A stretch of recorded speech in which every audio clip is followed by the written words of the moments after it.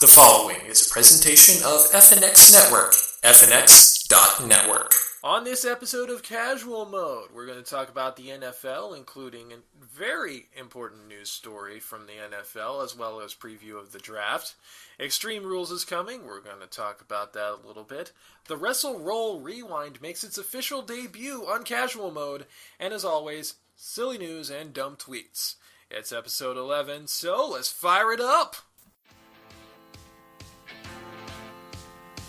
It's Casual Mode with Jeremy and David. Episode 11 for April 27th, 2015. Freddy Fazbear's Funhouse. Hello everyone and welcome to Casual Mode, the podcast for geeks of all trades and masters of none. I am your host as always, Jeremy, and with me is my little brother by spirit, David. How are you, David? Just had some KFC. Tasty. Gross.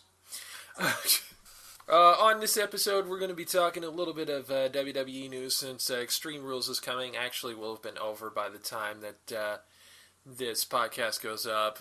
Some big news out of the NFL that we're going to be talking about, and also do a little preview of the draft. We are going to finally do the Wrestle Roll Rewind. We are doing the one for March.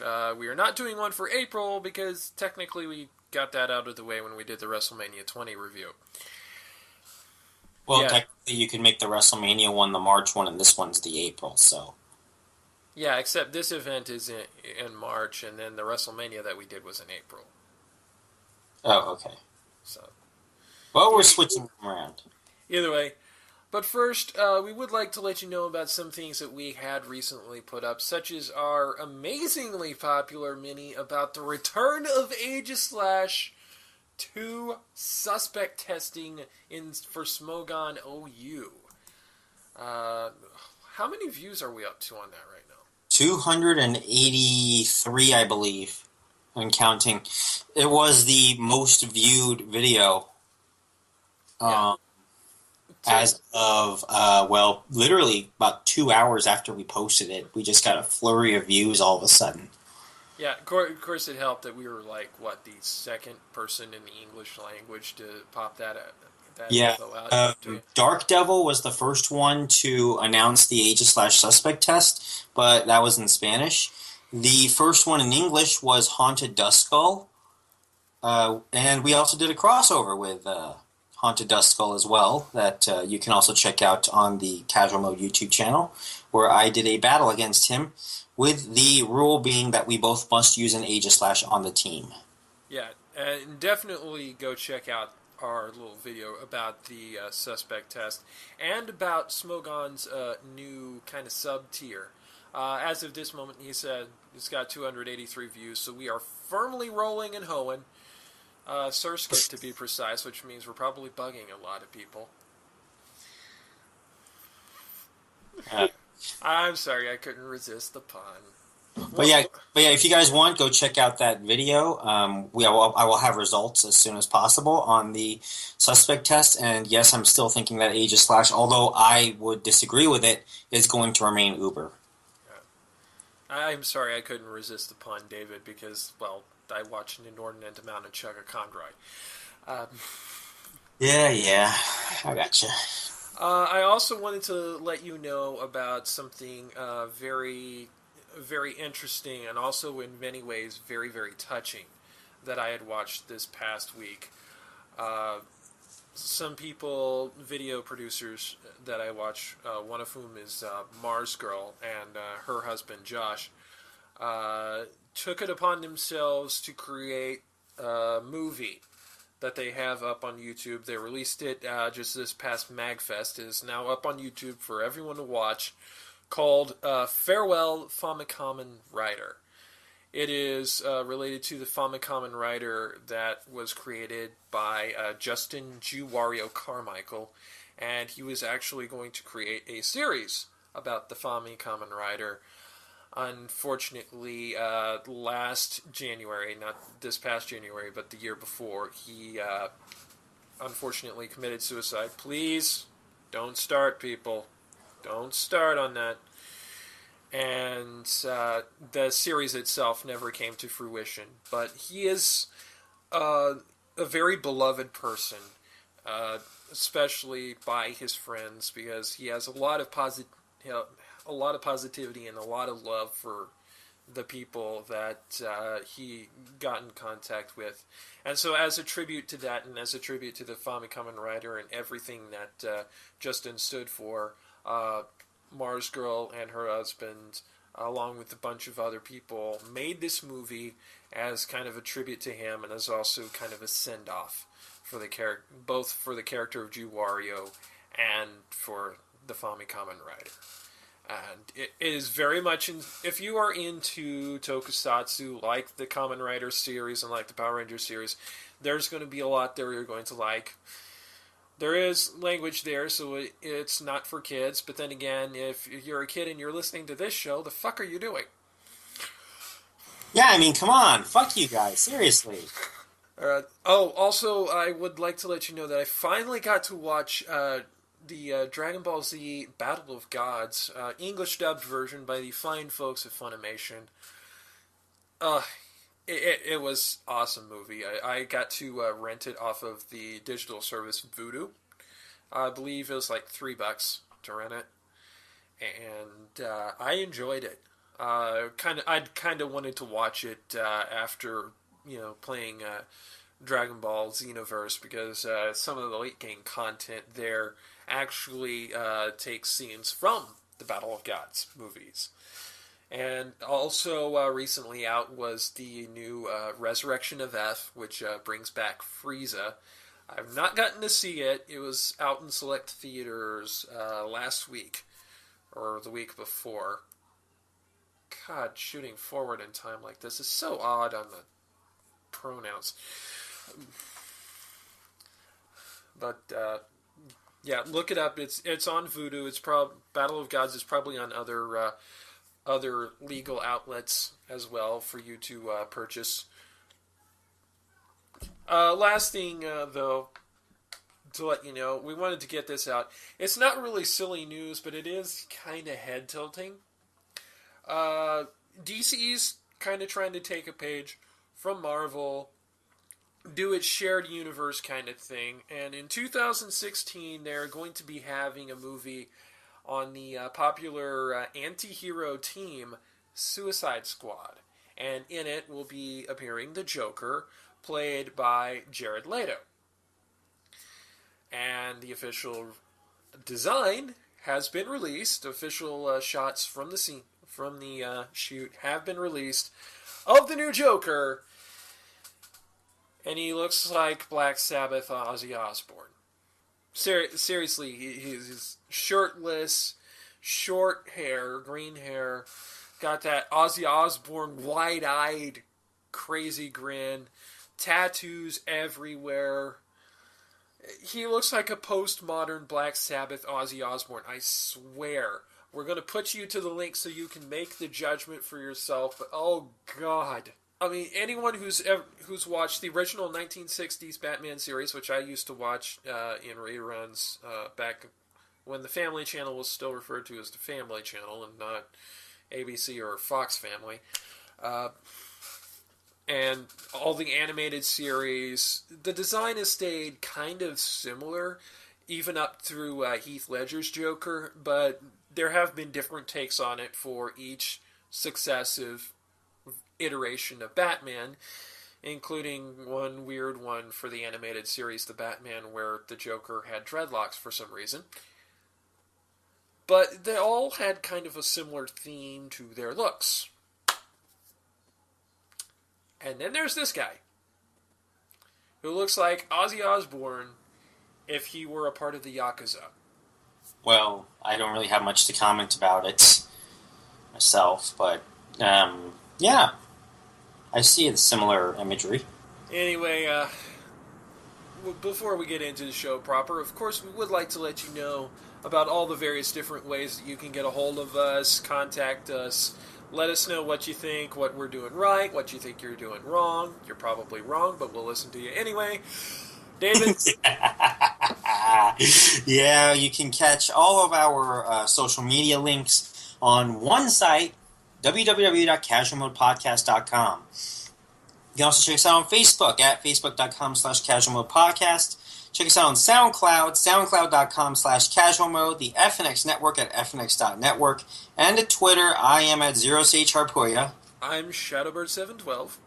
And you can also catch us on iTunes and, of course, our YouTube channel. And I just realized that my Twitter account actually works. Yeah, I noticed that. All right.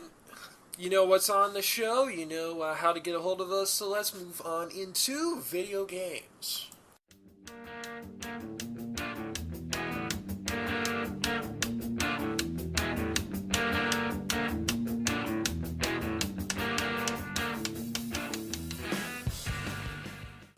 Alright, it's time once again to let y'all know what we're playing this week. David, start us off. Yes, I have been playing, my idle games, of course. Adventure Capitalist. Again, really fun game. I'm finally up to the $1,000,000,000,000 at the moment. That would be, I believe it is 10 to the 93rd power of dollars. Shame that's not real money. Yeah, this is insane inflation going on here. I've also played Dragon Ball Xenoverse. Where does that game come from? Zimbabwe? No, okay. So apparently the object of the game is to just buy a bunch of businesses, okay? And these businesses make money for you while you go out and do stuff. It's basically partially an idle game as well. And you start from, dollars. You go to thousands of dollars, millions of dollars, billions of dollars. It takes you about a day to get to that point where you're at about billions or trillions of dollars. Then you have the option to claim your angel investors. By the time you reach the trillions, you have a few angel investors, which will give you a bonus, but you have to reset your game. So they give you a bonus on everything, basically. The bonus starts small at 2%, but eventually you get to a point where right now I have an angel claim bonus of 25% for every angel that I have, and I have approximately 11.319 undecillion angels. That being 10 to the power of 36, I believe. No, I'm sorry, 11 duodecillion, so that's a 10 to the power of 39 angels. And we have a bunch of people right now who are listening to this podcast that are not math geeks, whose eyes are just glazing over. Okay, if you want to figure out what a duodecillion is, I will try to explain it to you. A duodecillion is a trillion, billion. If I remember correctly. Let me think about that for a second. A duodecillion is 39, so it is a trillion, thousand, actually. Yes, a trillion, quadrillion. That's what it is. Trillion, quadrillion. Shame that's not real money. Yeah, don't ask me about the trigontillion. It's something like a trillion, billion. See, this is why when I just want large numbers, I just go with like Google or Googleplex, or occasionally various different levels of infinity, because there are multiple infinities. Yeah, 10 duotrigontillion is actually a Google. I have been playing, of course, Fire Emblem and Shin Megami Tensei. Pokemon. Oh, sorry, it's 10 trigontillion is a Google. Sorry about that. Pokemon Shuffle and Pokemon Rumble World. Metroid Fusion. A little bit of Smash Brothers, especially since Mewtwo's release. Also, by the time y'all listen to this podcast, anyone who has Mario Kart 8 will have already gotten the update for the Animal Crossing DLC and the update for the 200cc, which some of you will notice may not necessarily be unlocked, because it is now unlocked at the same time that Mirror Mode is, which means you have to pretty much beat 150cc before you can play a 200cc. Which makes me sad, because I was just going to play 200cc one time and then never again, just for the sake of hilarity. I'm going to attempt to play a 150cc over the weekend, just for kicks. I want to see what happens on one of the Game Boy Advance Mario Karts. New releases for the week.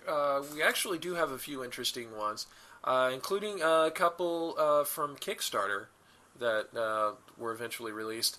Tim Schafer's Broken Age. The first episode is going to be on PS4 and Vita, and the second act is going to be released on PC on the 28th. Ooh. Also, for Xbox One owners, the zombie survival horror game State of Decay has its Year 1 Survival Edition coming on the 28th. And this particular one is along my personal alley because it is a Kickstarter game that has its roots in tokusatsu, specifically in like Power Rangers and Super Sentai Chroma Squad. It is partially a simulator game, partially a turn-based strategy game. In the simulator part, you basically play like Toei Studios, where you're or Saban, studios where you're trying to make a team-based tokusatsu hero series like Power Rangers or like Super Sentai. You have to deal with the budget, the actors, the action, and then when you're actually shooting the show, you actually get to control the different characters in the strategy game part of it to basically create your own Super Sentai series without having to spend millions of dollars for special effects. So that will be coming out on PC, Mac, and Linux. Some of you may have known this game from a while back during the Kickstarter when Saban tried to get a piece out of it because of it being so close to Power Rangers. I don't necessarily think they succeeded because the concept is broad enough that, well, let's put it this way. There are actually some kind of anime-based RPG tabletop games out there that have derivations for creating basically Super Sentai squads. Ah. I always kind of wanted to build one for like about the last year or so. I kind of wanted to build one from the ground up that was specifically built for that kind of genre. But there are some anime series that have rules for creating teams like that. Awesome. Saban ain't going after those, but they'll go after Chroma Squad. Maybe it shows too much about how they do business, especially on the cheap budget side. Oh, zing! Well. Hashtag shots fired. Jeez. And that's the new releases for this week. I do believe we do have some Major League Pokemon news. Yes, actually a humongous announcement, but I will push that to the end. First off, we have 5 Elite Four challenges right now. Dylan Maldonado still hasn't done much of anything. He currently trails 2-0 in his best of 7. Wayne Trimnell, again, pretty much idle. He currently leads 1-0 right now. Matthew Rivera is having to do his challenge over because he lost his first series 4-1. He is currently tied at 0 in his second opportunity to beat the Elite Four and challenge for the champion. Alex Cohen is leading 2-1 in his first opportunity, and Donovan Hicks is currently, I believe, leading 1-0. I'm going to have to double check that. And I'll probably get back to that by by next week. It'll be completely different. But yes, these are the 5 currently in the Elite Four Challenge. Donovan Hicks actually just breezed through all 8 badges and got the 8 badges he needed in under a week, which is very impressive. Yeah, that's definitely impressive. Yeah, for sure. One of Alex Cohen's pupils. Definitely takes after him, and I think is a real threat to the Major League Pokemon soon-to-be Zircon Region Championship. Now, the big news. Starting it's going to be either June or July, I'm not 100% sure. It depends on, of course, we got to get the production stuff done for this. Hoping to do this on Twitch. We are going to start a spin-off show around June, July. The show is going to be called Major League Pokemon Saturday Night, and it is going to feature great battles in Major League Pokemon. And yeah, the reason why I'm doing this is because we heard you. We know our biggest draw comes from Pokemon. There's no doubt about it. Can I be the snarky color commentator? Yes, yes. Well, wait a minute. Wait. I'm going to be the play-by-play? What the fuck? Well, you know more about this than I do. Why do I have to be the play-by-play? I'm supposed to be the jackass. Well, see, you're the jackass on this show. I'd be the jackass on that show. Okay, fine then. I want to see you get snarky. Let's see. Oh, okay, give me an example play-by-play here. Okay. Let's see. Oh, and it looks like in Major League Pokemon 7, since this is going to be part of the news as well, in Major League Pokemon 7 so far, it has been a very tight race between the Zircon region and the Pure Battle region. Alex Carbo, the Zircon region champion, was actually eliminated by Jason Pennyworth. Many calling it a fluke, but I'm pretty sure that Jason Pennyworth can be a real threat if he challenged the Zircon region. Well, I guess you could say that the Pure Battle region is already carbo loaded. Okay. All right, let's try another one. Also, Justin Salidi defeated Alex Robinson in a pretty convincing fashion. And I believe that it was Alex Cohen. I'm going to have to I think Dylan Kisaragi. That was victorious over Chubbs Rodart. Yeah, I got nothing. I'm sorry. And the last one just happened today. Wayne Trimnell, 6-0 over Drajan Parmenutin. Get out the Breloons. It's a sweep. You can find this and more over at Major League Pokemon. Check us out on the internet at facebook.com/groups/Major League Pokemon. And we also have a .com. Check us out at mlpkmn.com, or check us out on one of our affiliate leagues at the Nebula League, Priority League, Garden of Secrets, Team Magma Unleashed, and the Battle Frontier as Major League Pokemon news. See, if nothing else, I can do Pokemon puns. Yeah, you got plenty of that going. I mean, you did name Major League Pokemon 8 getting delayed. That will be the next one for whichever one of the lucky 5 currently in the Elite Four series will get to face the champion first. Yeah. If you ever have to write a battle rap as a Pokemon character, there are tons of puns you can make. I know this because I have done this. Anyway, I think that's about all that we've got for the video game segment this week. Running a little short, maybe, but sometimes short is sweet. Or painful. Depends on how you get to short. Anyway, moving on, we will see you on the other side in the sports section.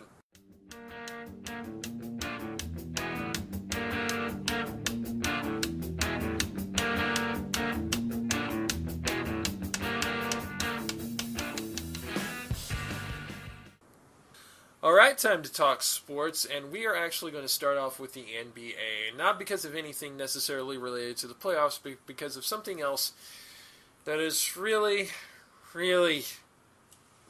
got me annoyed. Okay.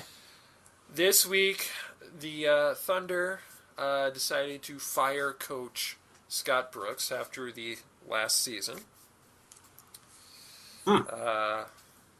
Which, of course, I feared had been coming. In fact, I had feared a season like this and events like this really ever since the end of the last season. Yeah. But now they finally pulled the trigger to fire Scott Brooks. And so it begins. Oh, God. Okay. Need I remind you, and I know I've talked about this before, that this has really been a weird year. You know, a few seasons ago, we get to the NBA Finals versus the Miami Heat. There's all this excitement for the Oklahoma City Thunder. All this excitement. Everybody in Oklahoma City is insane. There was even one store that put up a fake beard, because then we, over their entrance, because at that time we still had James Harden. And, it was championship fever. And then we got eerily backswept, which to this day I am still not convinced is on the level. We won the first game and then got swept the next 4. And to this day I'm still not convinced that was a legitimate loss. It seems suspicious to me to this day. And then came the season after that. Of course, we're having another great year. Kevin Durant, MVP. We get to the Western Conference Finals, losing a good series to the eventual champion Spurs. At that point, I had a premonition.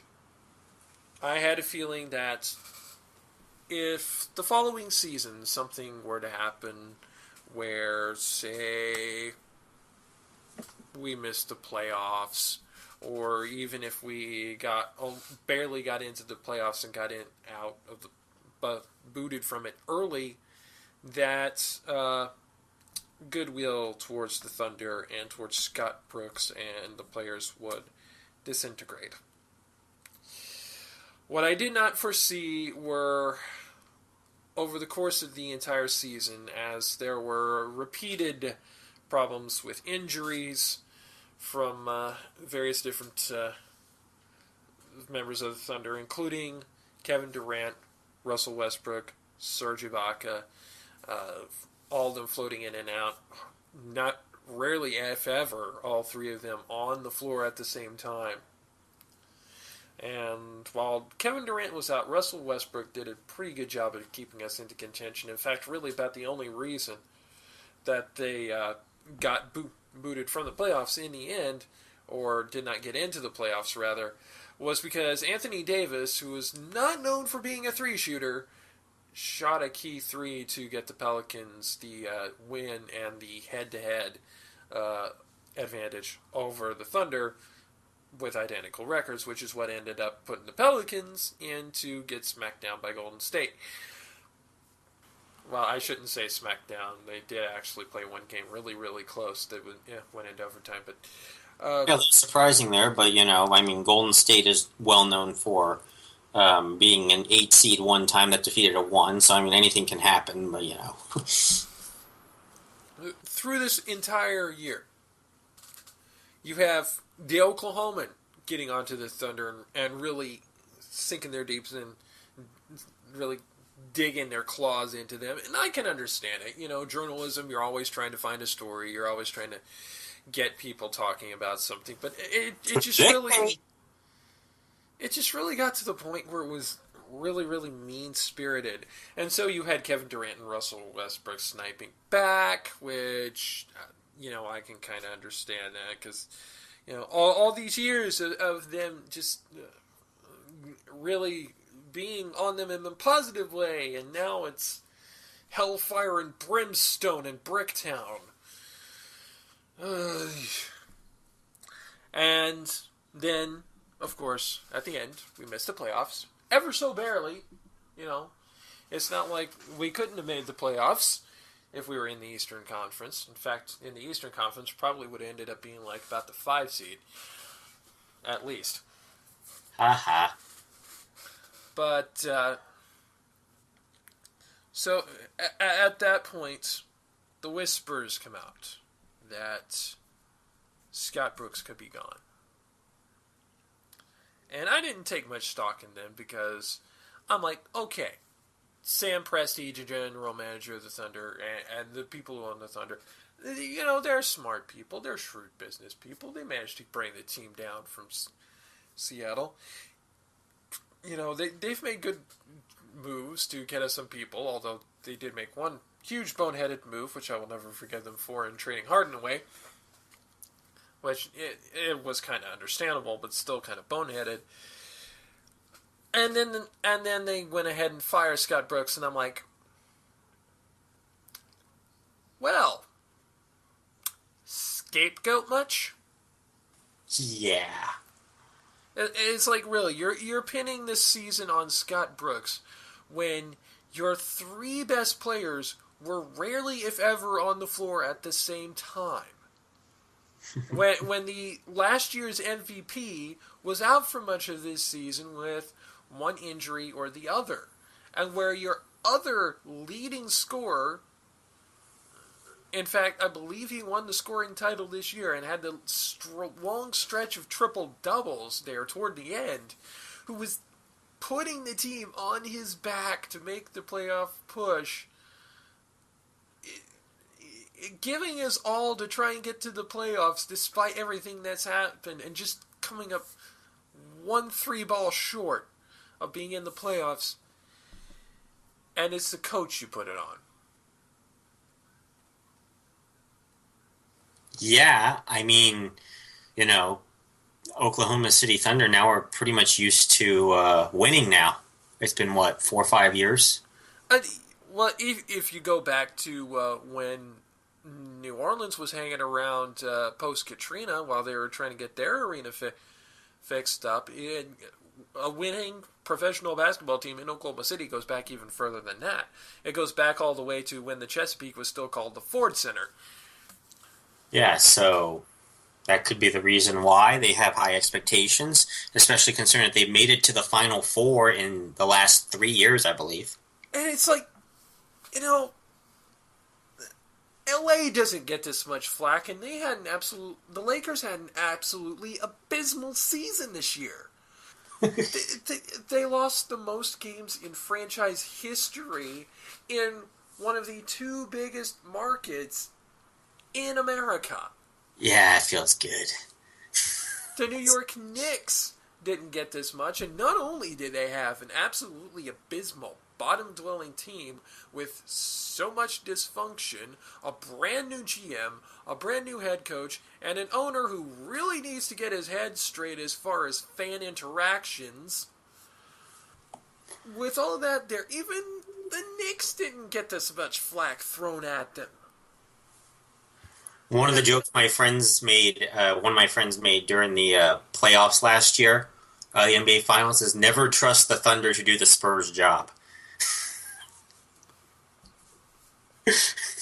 But, everyone I've been listening to on Sports Talk has said that the Thunder next year, assuming that everyone is healthy, which we have no reason to assume that they will not be, are pretty much possibly even a better situation for a coach to come into than Golden State this season.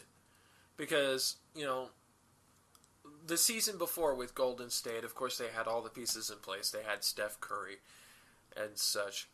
But their coach then was Mark Jackson. And they were doing really, really well last year, but they weren't anywhere near the kind of team that they are this year. Well, Mark Jackson is out. Steve Kerr comes in from being, I believe he was running commentary for ESPN's basketball side. Either ESPN or TNT, I forget which, probably ESPN. But he comes in as the coach. And all of a sudden, they're overall number 1 seed, and they are the team to beat in the West. Steph Curry is MVP candidate. There's no reason to believe that this couldn't have happened with Mark Jackson as the coach. But regardless, when Steve Kerr came in, he came into an absolutely wonderful situation, and now the Golden State Warriors are the team to beat for the title. I really don't think that the Golden State Warriors are going to win it, though. But if this is impressive, what they have done down there for the Warriors, and I really like it. Well, basically, to me, anything that takes it off the Lakers and the Heat, I'm pretty happy with. So, yeah. So, assuming everyone's healthy next year, which again we have no reason to assume they're not, whoever comes into the Thunder job is getting a healthy former MVP, a healthy MVP candidate who has scoring titles, a very, very strong number 3 in Serge Ibaka, and a pretty darn good bench that can possibly, depending on the way the ping pong balls fall, get even better. I'm not saying they're going to go Golden State on the West next season, but it's very conceivable that the Thunder could be a really, really great team next year. And it's just a shame that Scott Brooks is not going to be able to coach them because, unfortunately, the Thunder couldn't realize that sometimes shit happens. Basically, injuries. Someone should give the manager of whoever owns or runs the Oklahoma City Thunder one of those Forrest Gump T-shirts. It says "It happened" with a smiley face on it. Yeah, send that to our GM Sam Presley. Speaking of shit happening, over in the NFL, some serious shit went down. Of course, you remember we talked about this on the show in some weeks prior. That Greg Hardy, defensive player, had gotten signed with the Dallas Cowboys. Now, keep in mind, they structured his contract to allow for anything to happen, perhaps if there was some punishment to come down from the NFL. That punishment has come down, and he has been suspended for 10 regular season games, which means, barring an appeal creating a shorter suspension, by the time he's finally eligible to play in the regular season, it will be the Thanksgiving week game against his former team, the Carolina Panthers. Which, depending on when that might be and where they stand in the standings, might be too late for them. But, like I said, there's some room for play there. Greg Hardy is appealing the decision, although the Dallas Cowboys have said, we understand this decision by the commissioner's office. We had kind of prepared for this with the contract, so we're cool. Of course, a lot of the owners basically are pretty close to the commissioner's office, mostly because it's the owners that run the NFL, really. Well, some people might get angry about this and say, well, Greg Hardy was never really actually convicted of it. Actually, in a North Carolina court, he was convicted of a misdemeanor, but he was convicted. But the ruling got appealed, and then the defendant vanished, or the plaintiff vanished. You know what, that kind of reminds me about something, Jeremy. You might like this little, I don't know if it was a joke on Twitter or not, if this was real. But, Aaron Hernandez, right? The guy that got convicted of first-degree murder, I believe? Yes. Life with no parole. Yes. There was some joke Twitter that came out that I saw that read, due to the judgment, due to the verdict for this case, Aaron Hernandez has been suspended for 6 games. It's like, okay. But yeah, they looked over all the evidence, and even accounting for the fact that the accuser vanished, some people think she might have gotten paid off. Not an unplausible assumption given the nature of things. But they looked at all the evidence and all the testimony and everything that came down, and just some of the things that Greg Hardy did. I can't even remember them all. They were recounted on various different ESPN shows. I can't even remember what they all are off the top of my head. But there was some really, really, really, for lack of a better phrase, stupid shit that this boy did. So it's no wonder he got suspended for 10 games. Honestly, I would not be surprised if this decision actually end up being upheld, partially because the person who is going to be handling the appeal is Roger Goodell. I'm assuming he's known for being a hard ass. Yeah, he was the one who had dealt harsh punishments out to Ray Rice and Adrian Peterson over their things, and kind of got taken to task by that, particularly by the NFL Players Union, the NFLPA. So he's kind of been a little erratic, but he is definitely a disciplinarian kind of guy. So it doesn't surprise me that the committee actually not Roger Goodell, but the committee responsible for the decision laid the smackdown on Greg Hardy. And I thoroughly expect that this suspension will stand as it is, maybe only reduced a couple games at most. Coming around the corner, in fact, on the weekend stretching from the 30th through the 2nd, is the NFL draft. Unfortunately, I don't have any of the mock drafts to look up because they're protected by ESPN Insider, which we would have to pay money to get. But of course, listed up top of those drafts are, of course, the two main quarterbacks, Jameis Winston, formerly of Florida State, and Marcus Mariota of Oregon.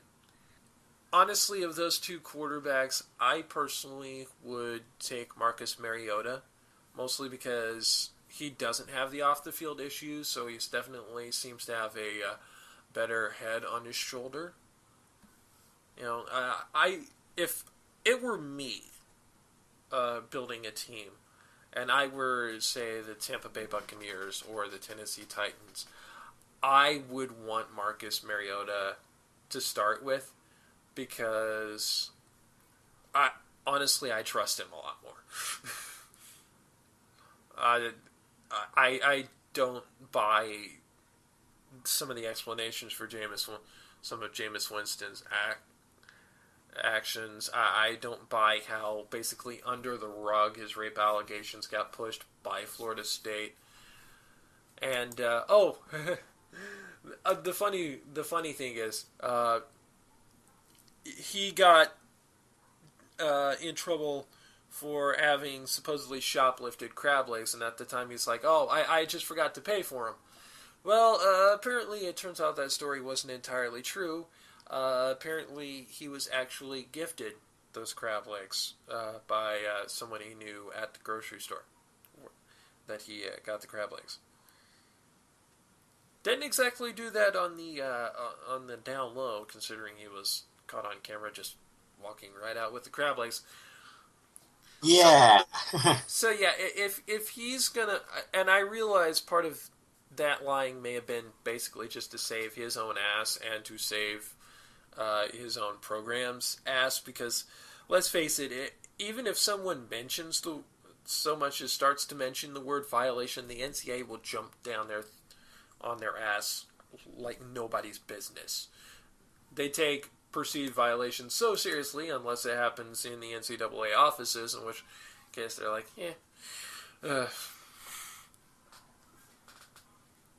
But I can understand why he lied, but at the same time, the fact that he did in fact lie about that really kind of bothers me.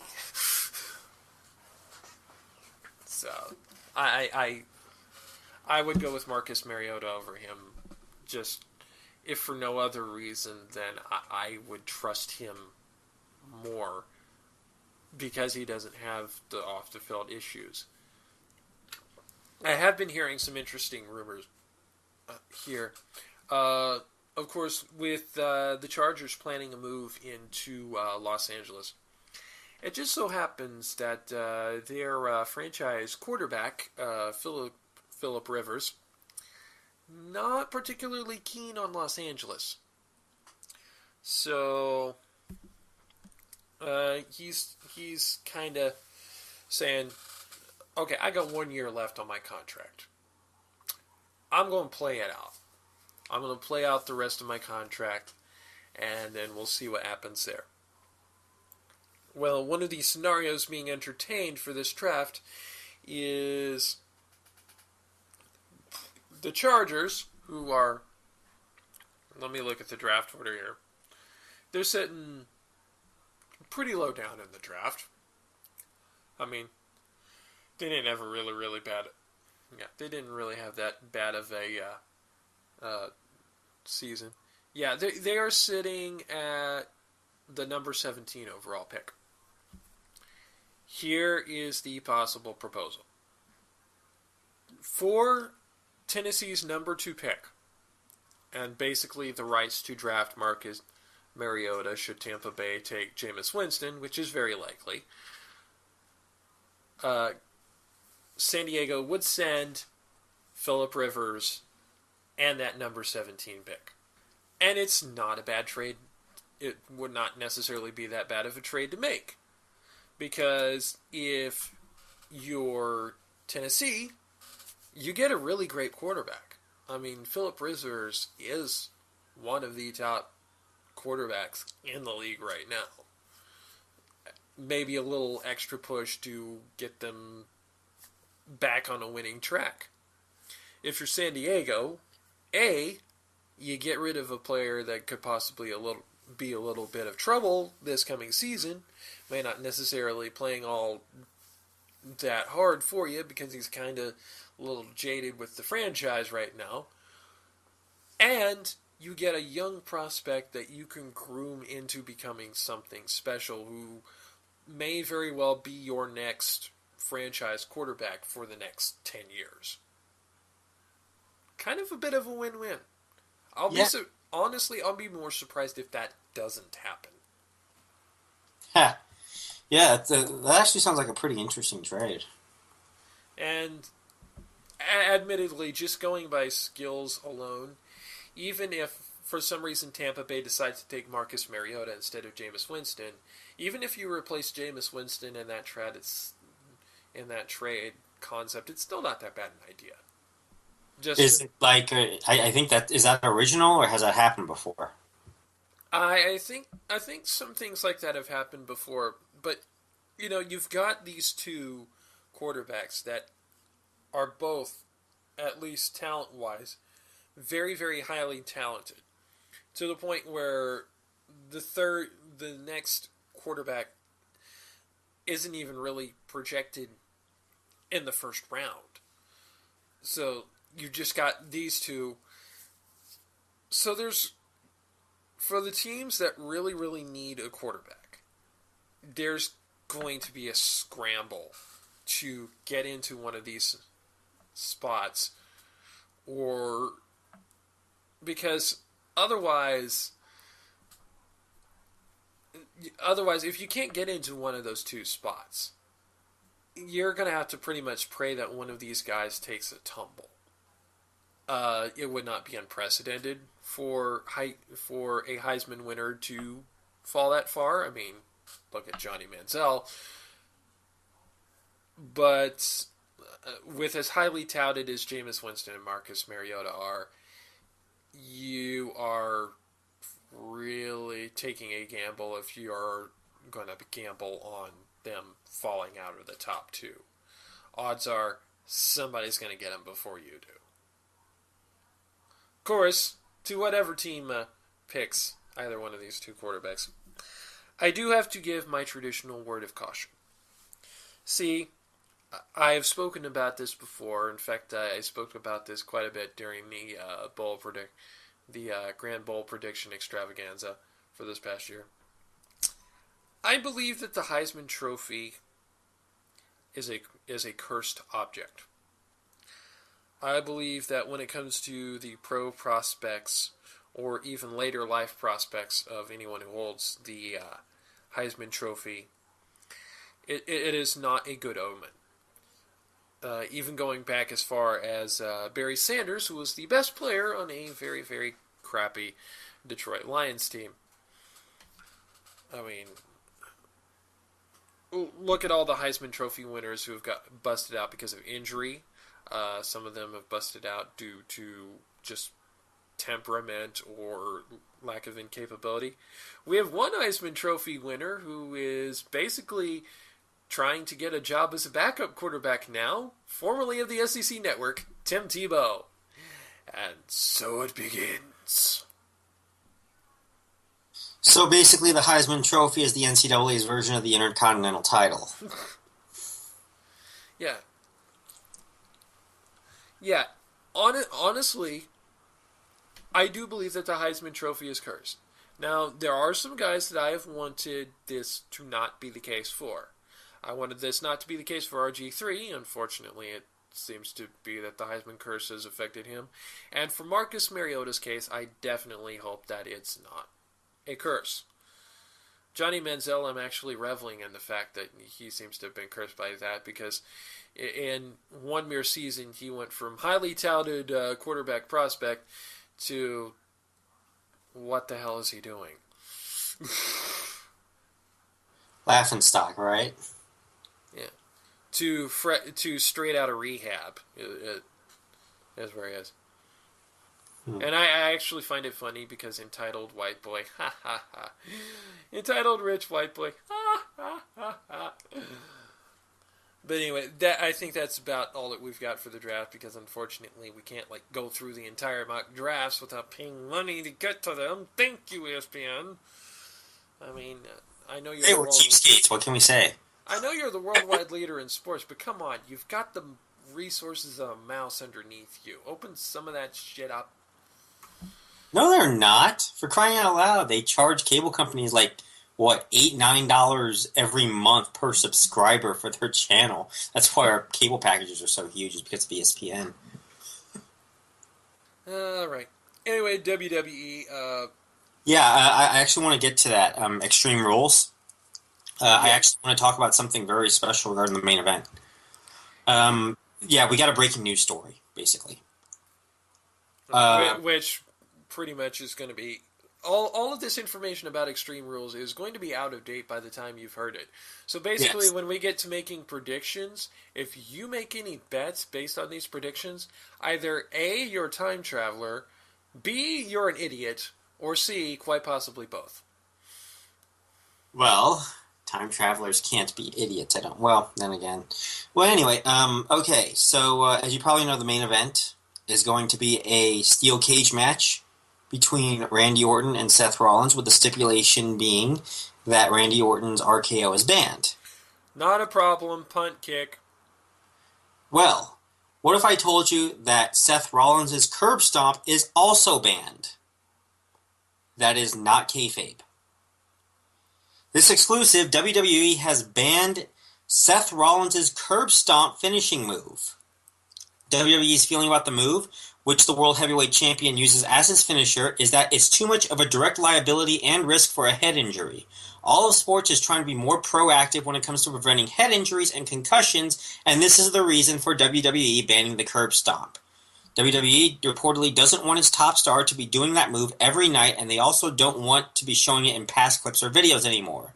This is why last week on Raw, when Rollins came out, the video which played during his entrance was primarily just graphics of his name.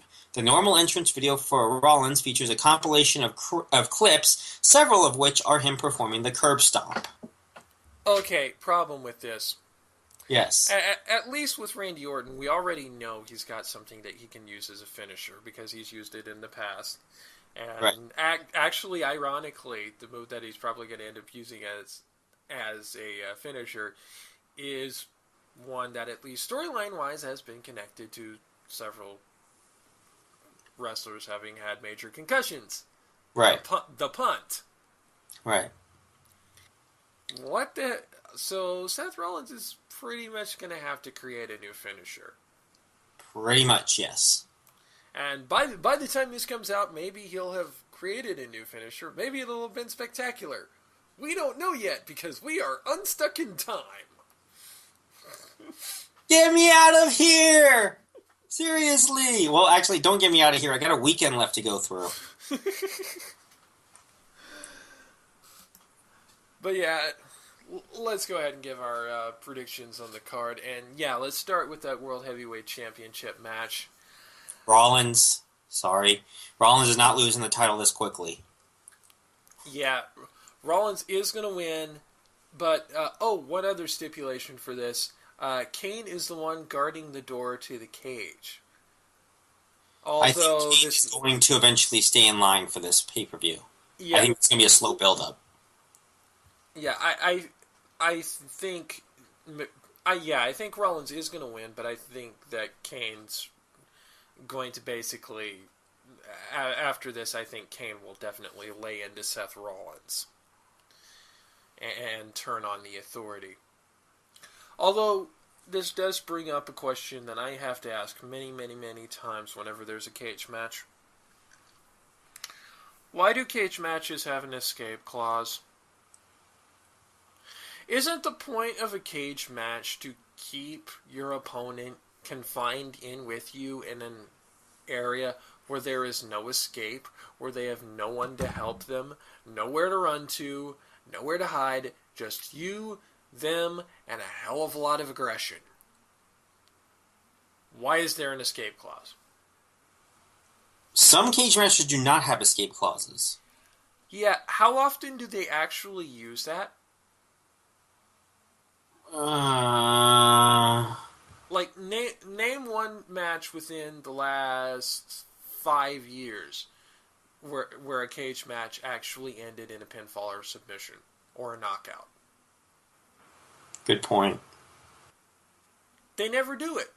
I mean, you can play the video games, which, by the way, you can pre-order WWE 2K15 on PC. Yes, they finally came out with a PC version. Hashtag plug. Wait, they got a PC version? Yes, they finally came out with a PC version. Oh shit, I'm gonna get it. I'm buying it this weekend. Yeah, it's available for Matter of fact, pre-order. fuck it, I'm gonna get it right now. Oh, it's wait, available for pre-order, yeah, but... Yeah. Oh, yeah. pre-order, okay. But yeah, in the video games, you can set your cage match to be pin, submission, or knockout only. Why don't they do that in actual wrestling? It's not that I think they hard. did that one time in 2005, 2006. That is a while, though. If you ever see it happen that way, it is very, very, very rare. Most of the time, when you have a cage match, unless it's a cage match like, say, the Hell in the Cell, or one of the weirder cage variants like the Elimination Chamber, most of the time, cage matches or some kind of cage, there is an escape clause in place.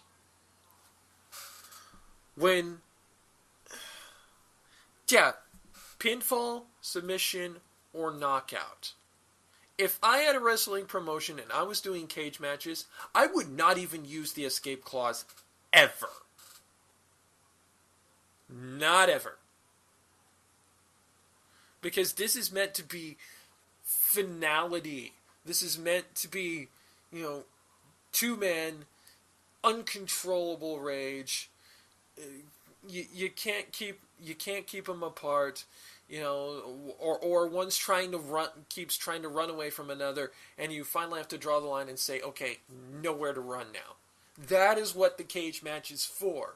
And having an escape clause, either through the door, which is the dumbest way to escape, or over the top, which at least requires some effort, it's just silly. I know it's really just a menial thing to get mad over when it comes to wrestling. But it seems so simple. Cage match. No escape. No escape. No interference. Just you and the other guy beating the fuck out of each other until somebody goes down. So you'd want it to be knockout rules or pinfall submission too? Yeah, pinfall, submission, or knockout. Preferably submission or knockout only, because pinfalls sometimes can come a little cheap. Anyway, speaking of weird gimmick matches, for the United States Championship, John Cena, the United States Champion, versus Rusev, Law Cena wins.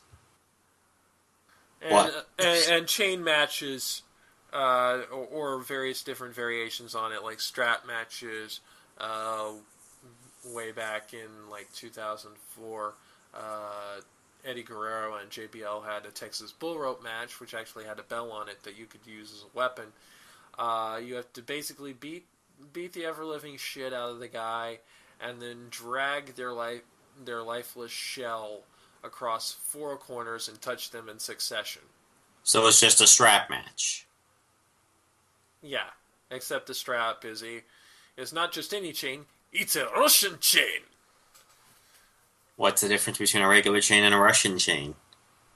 It's painted red. I don't know. And chain tie you? I don't know. In Soviet Russia, chain match you. What a country. Oh, jeez. The Intercontinental Championship, is going to be Daniel Bryan versus Bad News Barrett, the former holder. Quick! Bryan, give it back to Barrett! No, I'm just kidding. Bryan is, retaining. Yeah. You notice the look of excitement on my face right now about this pay-per-view. I mean, it's like, Lol Cena wins, Lol Rollins wins, Lol Bryan wins, but at least Daniel Bryan is somewhat good. Yeah. Apparently Roman Reigns got himself into a last man standing match with The Big Show. What's the prize?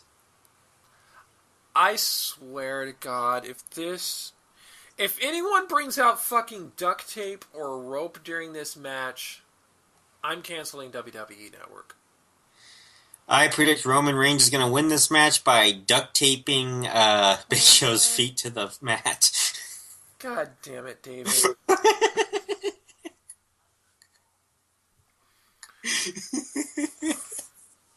Moving on. Here's a match I bet you thought we'd never see in the PG era. A Kiss My Ass match, or in this case, Kiss Me Arse. I say in a extremely terrible Irish accent. For any of you who are out there from Ireland, or North Ireland for that matter, I apologize. Sheamus, in his new Gladiator Zoidberg look, versus Dolph Ziggler. Ziggler wins and then receives a serious injury by Sheamus' hair after kissing his arse. My prediction is that I won't fucking care. I'm probably going to go to the bathroom in that one. Or make myself a tortilla pizza. There are no Divas matches on this card. That's a real shame. I want to see Paige in action. Well, she's out with injury. Ah, okay. Yeah. That's right. Chicago Street Fight. Luke Harper versus Dean Ambrose. I've got Dean Ambrose, although, again, honestly, I've kind of missed some of the build to this, so it's hard for me to give a shit. Luke Harper, I find I'll be in the other side on this one. I say Luke Harper on this one. I think, I don't know, something stupid's going to happen, and Harper will get the edge on this one. Who won the last one? Whoever won the last one, the other guy's going to win, because, the law of equalization. I don't even know. I think they've tried to have, some matches, but at least the one that they tried to have on Raw basically got thrown out the very instant they stepped into the crowd and just started brawling. Oh. And then last but not least, the kickoff show has one particular match. Cesaro and Tyson Kidd versus The New Day in a very weird kind of heel versus heel match, which I actually kind of don't like because it's very, very hard to do heel versus heel. Face versus face you can get away with, but I don't know. I'm a big fan of heel versus heel feuds. I'll be perfectly honest with you. If done right, they could be very interesting. If one of the sets of heels is more of a tweener kind, or turns into an anti-hero for the angle. Yeah, maybe. Which maybe they're kind of trying to put Kid Cesaro that way. But, face versus face you can get away with a lot of the time. Because a lot of the time, the fans just want to see who's better. Right. Heel versus heel, especially if they are both very, very, very solid heels, the fans hate both of them. What makes you think they're going to like this match? That they can chant New Day sucks? X-Pac heat is not actual heat. Well, sorry. Sucks! Yeah. Some brief notes on the most recent episode of NXT. First of all, I do have to note that Dana Brooke does need some work on the microphone. I will have to go check that because I have not had the chance to take a look at it this week. Alex Riley got another crack at Kevin Owens. Of course, he was unsuccessful. But we did have Sami Zayn come out to save him from an even worse beatdown than what he had gotten from Kevin Owens. So pretty soon we'll have that rematch between Sami Zayn and Kevin Owens, it seems. Sweet. And, of course, the big takeaway from the last episode of NXT, Blake and Murphy, y'all just getting creepy now. Just stop with it, Carmella. They were creepy from the moment that they had the dubstep theme song. I mean, I know we know how this is going to... We already know how this is going to end, but it just keeps dragging out in the most agonizing way possible. It's like someone took an angle that was supposed to go on Raw and gave it to NXT. They were already creepy from the moment they had the dubstep theme songs. Yeah, as I've said many times, maybe if they went, Lindsey Sterling string step, that... And as I have said many times, dubstep is not real music. Unless it's accompanied by a dancing Mormon violinist. Or it's that one Skrillex song, I forgot what it was, that was semi-decent. I forgot what it was called, though. I'll have to go check. There's a Skrillex song that's semi-decent? Semi-quarter decent, something like that. I'll have to go look at it. There's a decent Skrillex song? There's a decent anything song, except for maybe, even Patrice Wilson makes a decent song now and then. Broken Clock has to be right twice a day. Sorry for the relative lack of unenthusiasm regarding the Extreme Rules and the NXT stuff. I guarantee you, though, that coming up just in a little bit on the oldest established permanent floating segment, we will have something very much more enthusiastic to talk about, because finally, the podcast has come back to Wrestle Roll Rewind.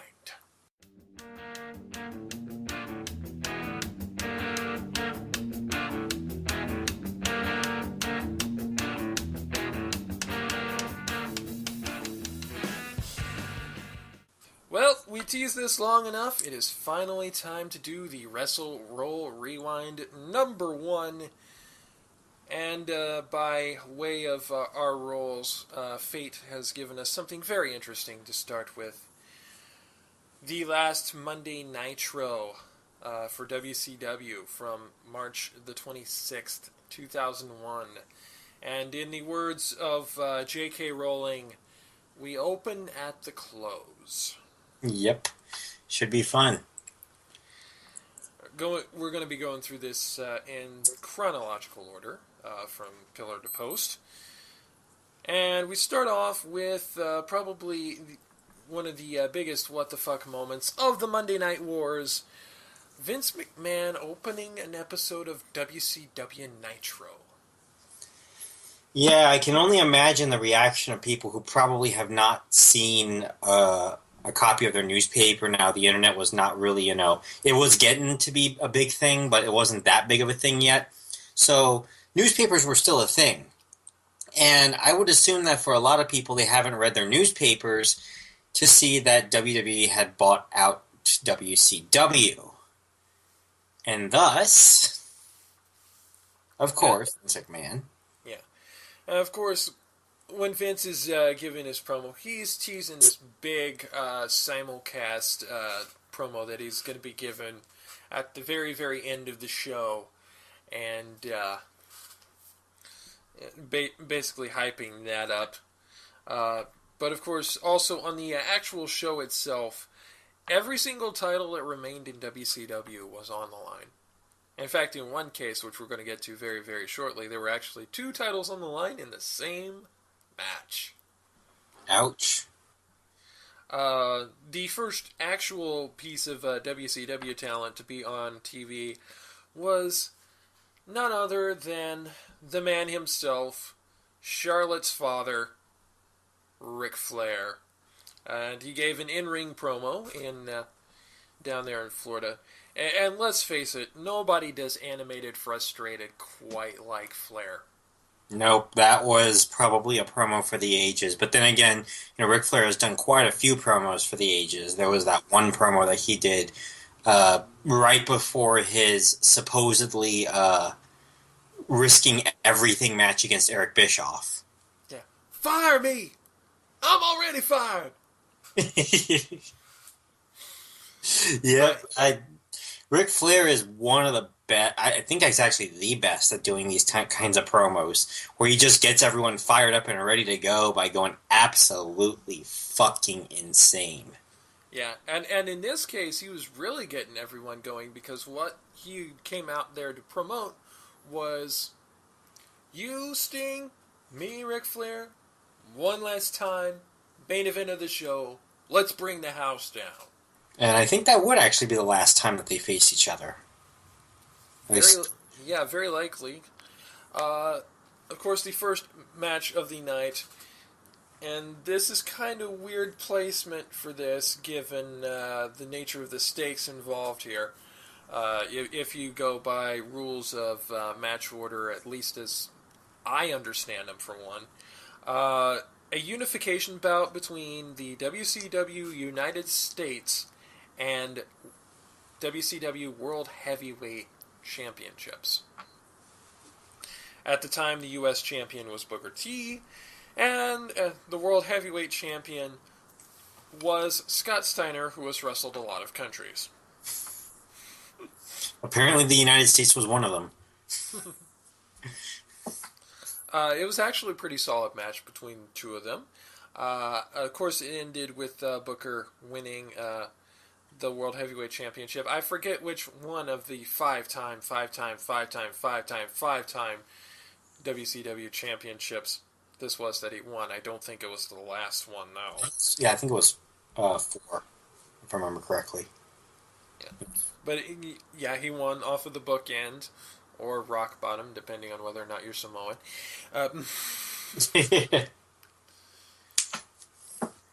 After that was a three-way qualifying match for the Cruiserweight Tag Team Championships. Hey, David, remember the times when there were actually multiple tag team divisions? Holy shit. Yeah, wasn't there like a U.S. Tag Team Championship running around? Yeah, back during its NWA days, I believe. So, yeah. Wow. I only remember 2 of the teams who competed in this. One of which were 2 of the members of the wrestling boy band 3 Count. Yes, wrestling boy band was a thing. And this was Shannon Moore long before he went punk rock. Mm-hmm. Yeah, Shannon Moore was in on this. Another one of the tag teams was Billy Kidman and maskless Rey Mysterio, because, again, Rey Mysterio without a mask was a thing. It actually was a thing for quite a long while before WWE finally got dispensation from Mexico to say, for the love of God, please, he looks like a child. Put the mask back on. And then I think the other team was the Jung Dragons. Yeah. At one point during the match, Rey Mysterio did this kind of between the rope dodge where he swings himself around I believe it was the top and second rope. Kind of wonder if that wasn't the precursor to that 619. Him doing that little dodge move. I think it probably was. The winners of this three-way qualifier were, in fact, Kidman and Mysterio. So we would see maskless Rey Mysterio one more time that night. We had a little interim segment in between that and the Cruiserweight Championship match. And, oh God, poor Trish. Why was Horn Dog Vince ever a thing? Oh, wait. You mean that was... Oh, right. Crossover thing. That was not one of Trish's best angles. Horn Dog Vince and basically slutty secretary Trish Stratus. Well, it did get Trish's foot in the door, if nothing else. And technically, what's the first stepping stone? Yeah, got her foot in the door, and Vince's... Never mind. I was trying to set you up for it. I know this was years later, but I still remember that one segment that they did making fun of the Monday Night Football segment with one of the stars of Desperate Housewives and Terrell Owens. Yeah. Where it was Trish who had her nose broken, so she had like this mask, and Vince, and they were trying to figure out how to make out with each other around the nose bandage, and it was just, oh god, that was awkward. I think that was supposed to be meant though for jest. That wasn't an angle thing. I know, but it was still awkward. All in all, it was a little more tasteful than this angle. This angle sucked. Anyway, Cruiserweight Championship. Remember when the Cruiserweight Championship wasn't owned by wasn't held by a little person? Oh yeah, can you believe Hornswoggle was the last ever Cruiserweight champion? I'm still trying to figure that one out. Yeah, the last ever WWE Cruiserweight champion, anyway. Yeah, might as well just take a piss on the belt while you're at it. But the battle for the last WCW Cruiserweight champion was Chavo Guerrero versus Shane Helms in the days before he was a wannabe superhero. Sugar Shane Helms. Yeah, and I just love how his theme song plays up his finisher. Because seriously, during his theme song, there are actually parts where it talks about his finisher, the Vertebreaker.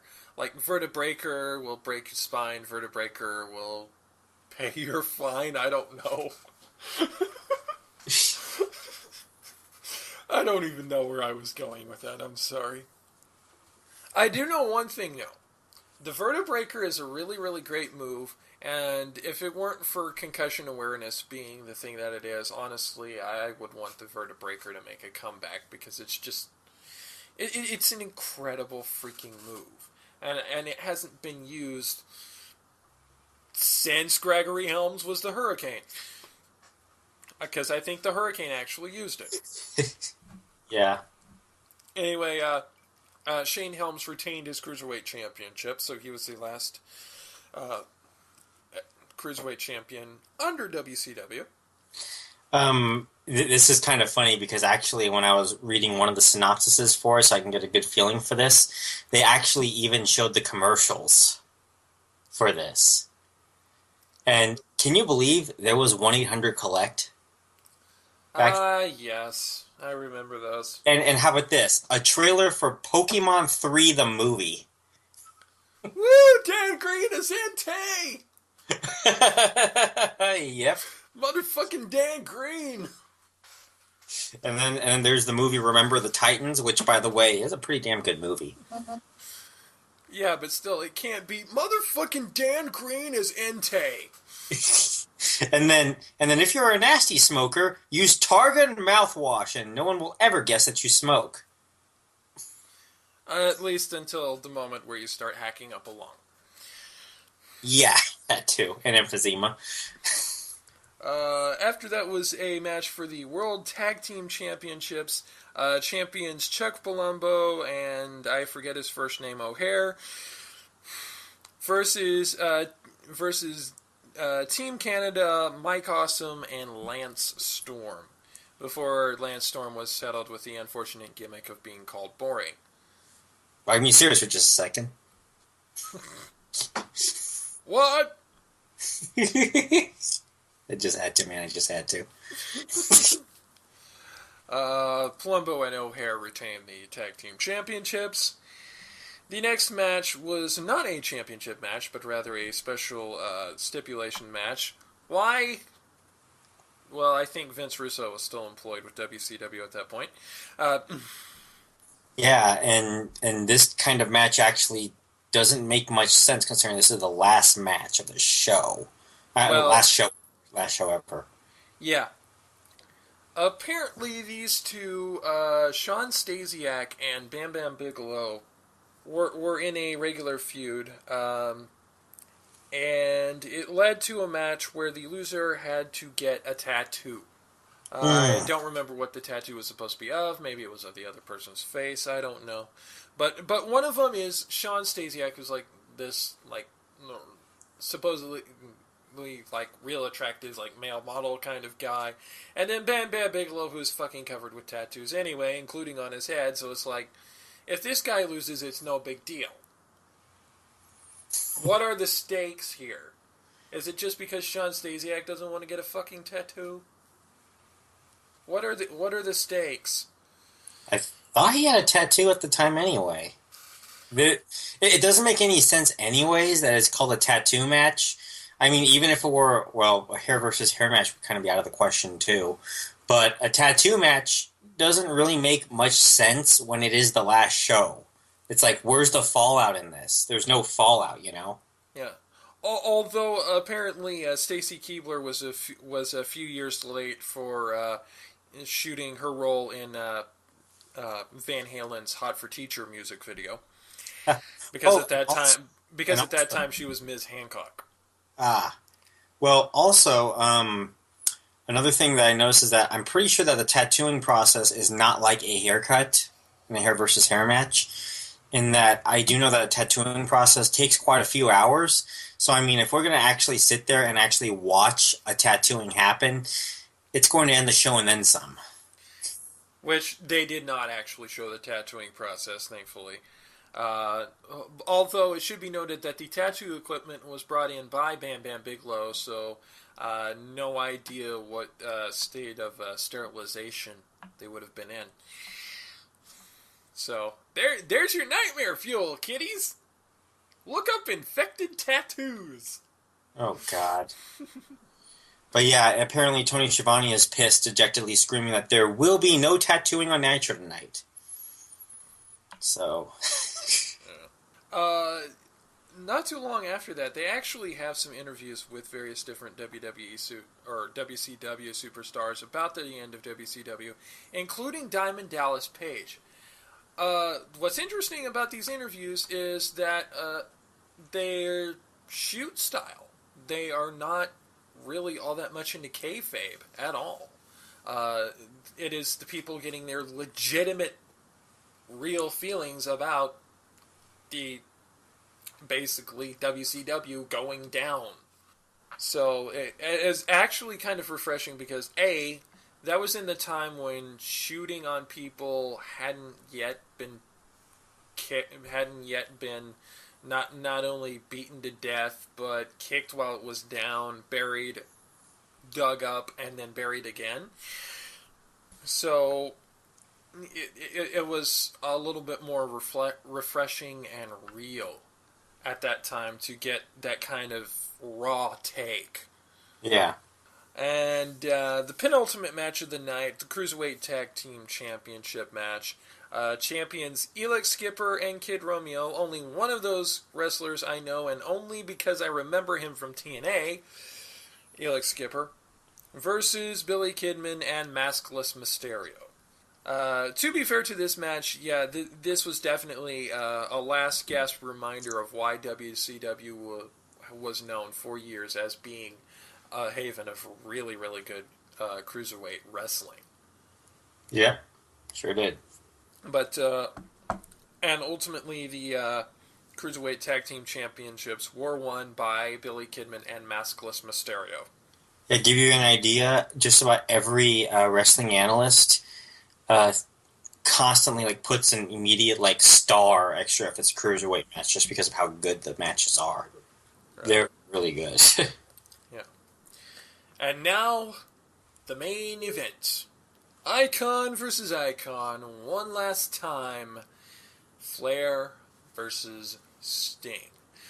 Definitely not the longest match that these two men ever had with each other. I don't think, not by longs, because most of the matches on these cards weren't really all that long. It was the longest match of the night, going over 7 minutes, if I remember correctly. But yeah. Not by far, probably not the longest match that these two had, but you can definitely see why these two had so much in-ring chemistry over all the time that WCW existed, from back when it was still NWA, WCW, World Class Championship Wrestling, all the way up to this moment here. Yep. And to be perfectly honest, if there was like one match to pretty much just close out a federation and that defines WCW pretty much into a synopsis, it was these two guys. Indeed, because they were there at the beginning. Flair did jump ship for a little while. Yeah, Flair did jump ship for a little while, but even so, they were there in the beginning. Yeah. They were there when it started to get big, and they were there all the way to the end. Yep. And at the end of it, of course, they had a show of mutual respect between two. Very, very classy display there between the two of them. Not akin to kind of the mutual respect that we got between him and Triple H after their match at WrestleMania. And now comes the most iconic moment of this particular show. The simulcast announcement on WWE Raw and WCW Monday Nitro. Vince in the middle of the WWE ring at the place where the arena where they were holding their show, cutting this promo about how he's the best and he bought out WCW, and that while the contract hasn't been officially signed yet, once it is, he'll buy out WCW, he will kill it dead, there will be no more WCW, all the WCW wrestlers are going to be cut loose, let go, and just dripping with hubris coming. You know the hubris is coming. You don't know how it's coming yet, but you can feel it in the air. And then the bomb drops, metaphorically speaking, and Shane O'Mac's music comes on in Florida. And so begins the invasion. With the single stroke of a pen, son versus father begins. Shane McMahon is the one who has bought WCW, not Vince McMahon. It is Shane's McMahon's name on the contract. It is Shane's money that has been poured into WCW. And because at that time, the McMahon kids were in a very antagonistic relationship with their father. In fact, I believe this was just before Vince and Shane had a big match at WrestleMania.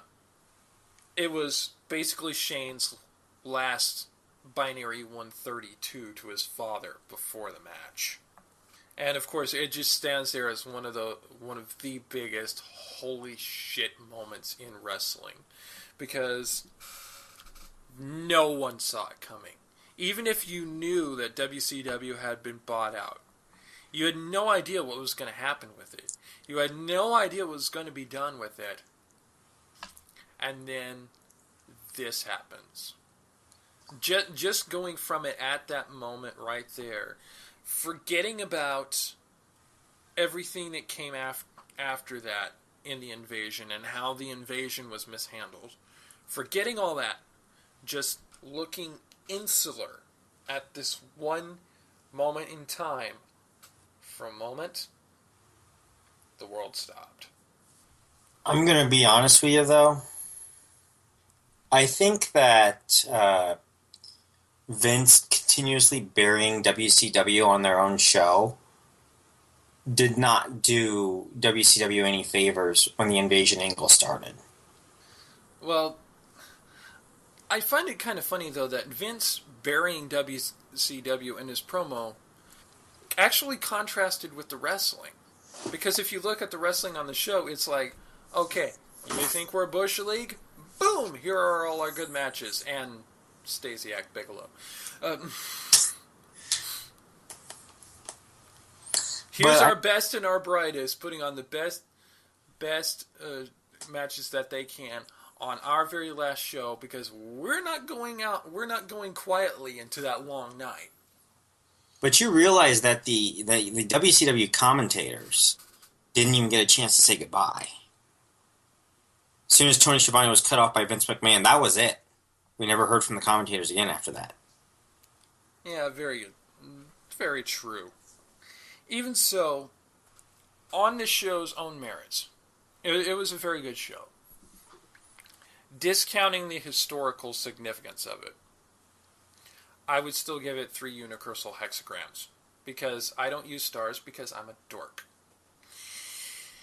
I guess I would give it 3 stars if I were going by the matches alone, because it's good matches, and it was solidly good, and some were just good, and some were just bad. So about a little bit above average. Yeah, it was definitely an above average show, and definitely a good way to send WCW off. But at least until the invasion angle fucked that up.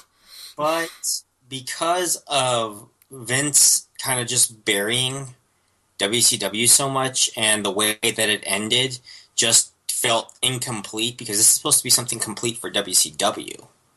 I mean, whatever they move on with WWE, they had to find a way to start the invasion angle with WWE while properly closing out WCW, which they did one. They did the former, they did not do the latter. I'm taking half a star off for that. So I'm giving this 2.5 stars. Well, I would have given it 3.5 stars, but I again took the half star off because while it did kick off the invasion, it didn't really kick it off on the best foot. Yeah, I mean, yes, there was the surprise of Shane McMahon coming out saying he bought WCW right from under him.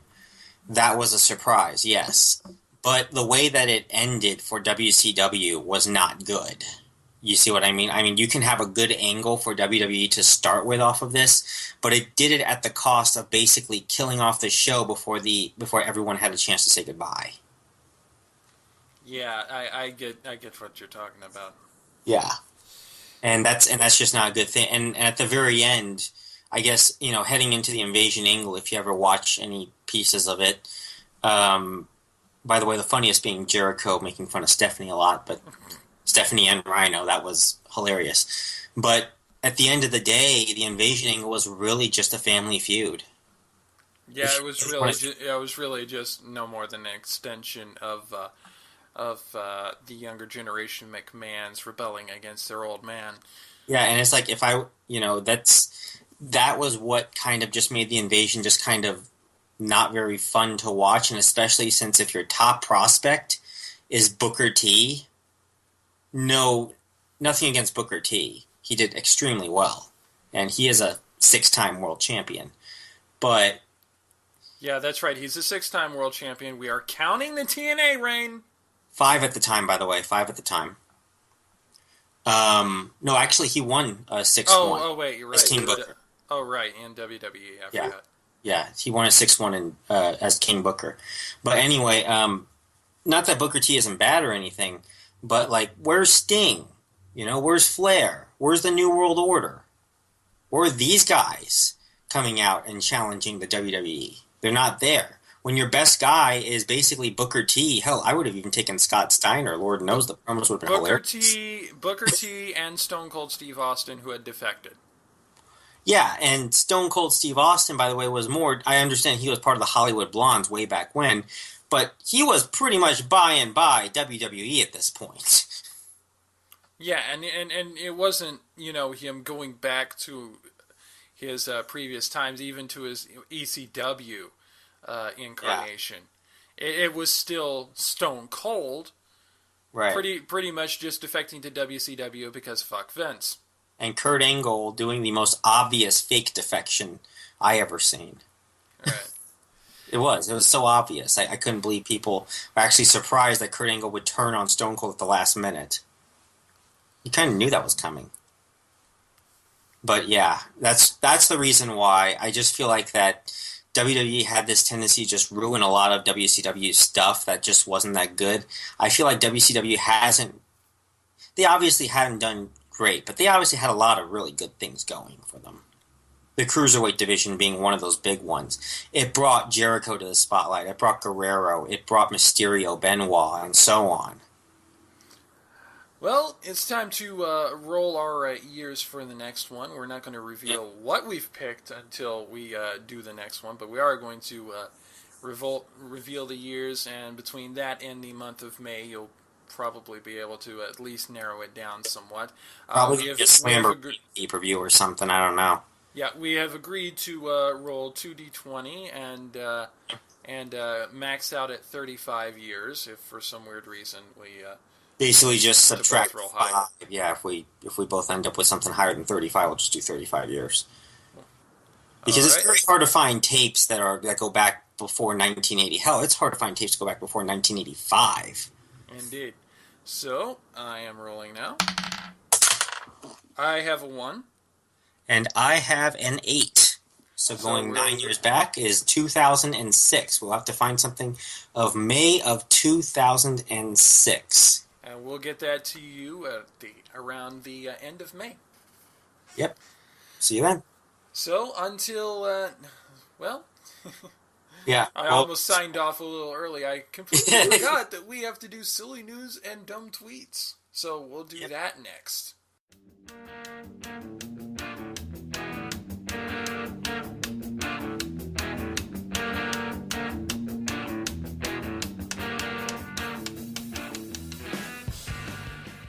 And now it's time for the part of the show where we like to leave you with a little bit of hilarity. It's silly news and dumb tweets, starting with all the various forms of silly news that we have for you. Our first one is out of Petaluma, California, and is from, earlier on the 24th. California burglar sidetracked by tater tots. Wow. Police say a would-be burglar got sidetracked by snacks and a comfy place to snooze, heating up some tater tots and taking a nap on a sofa of the house he broke into. The San Francisco Chronicle reports that a homeowner in Petaluma went downstairs to find the man asleep on her sofa Thursday. The woman rushed to her bedroom, called police, and then ran out the front door. She woke up the man, who fled out the back. Officers parked on the next street spotted him and tried to handcuff him. They used a stun gun twice on him when he resisted. Police say he was not injured. The Placerville man is being held on $30,000 bail and has a criminal history, including arrest for drugs and weapons possession. Them tater tots, man. I'm not a tater tots guy. I'm more of, like those little round kind of nuggets that they have that are a little bit less vertical that they have in some places for breakfast, hash rounds. Yeah. I love the hell out of those. Oh, okay. You mean, I think they call them wheels or something, golden wheels. I've always heard them referred to as hash rounds. Yeah, that one too. And I like them better than tater tots. I like them better than hash browns. Actually. I actually am a big fan of the hash brown patty that McDonald's has. I'm gonna get myself once Maggie and I start living together. I want to go get myself one of those hash brown patties. Just pack a 24 of those and just cook them every day. Put them in the toaster. Maybe they're perfect for the toaster. Yeah, it should be noted though. I don't care how into tater tots or any other various kind of snack food you are. Do not hang around the scene of the crime. That is the surest way to get your ass arrested. And this is not an isolated incident.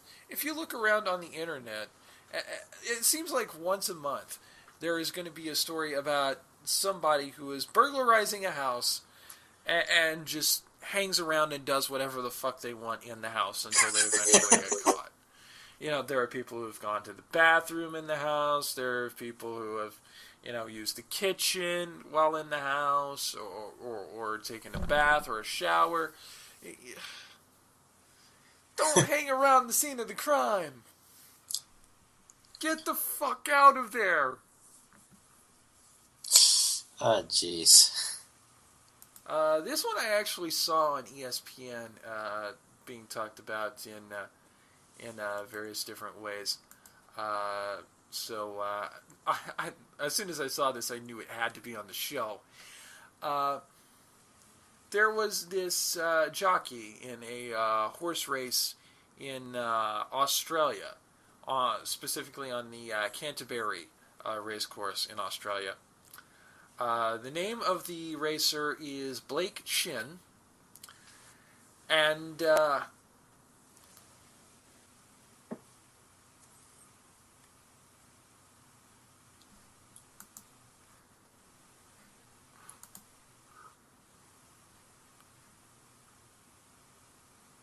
okay, we're cutting that part out. What did you do? I had some autoplay. I didn't know if it was coming from my end or from yours when I. Anyway, I'm going to restart that second story. Okay. Right. This second story I actually saw on ESPN. A couple of the sports talk shows were talking about it, and I just found it so funny that when I saw it, I knew it had to go on the show. In Australia, on a race at the Canterbury racecourse down there was this one jockey by the name of Blake Shin, and he managed to eke out a second-place finish, but unfortunately, while he was doing so, while he was racing, his pants, while he placed, his pants decided to show. His pants fell down during the final turn, so fortunately, props to this guy. Eyes on the prize. Managed to focus on the finish line and get across the finish line before the pants went down. According to the acting chief steward for the race, Greg Rudolph, we usually report gear malfunctions, but we are leaving that one alone. Oh, God. Oh, and I love Shin for this. Normally I get on to people for puns, but I just have to. I just have to get this. And also for Sky Channel's Richard Hayes, I have, for this exchange, I have to give my props out to this. Shin to Haynes said, I usually come here and stay focused in search of winners. People wouldn't know I'm that cheeky. Oh! Haynes turned around and encouraged the jockey to go and debrief with your owners. Oh! Normally I get on to people for puns, but let's face it, that's hilarious. Oh my God. And of course, this went across social media like wildfire. One tweet from a person named Shane Anderson from the Global Gallup showed random pic of @Blake_Shin leaving Canterbury Racecourse today, and it shows a picture of a full moon, a literal full moon. Oh man.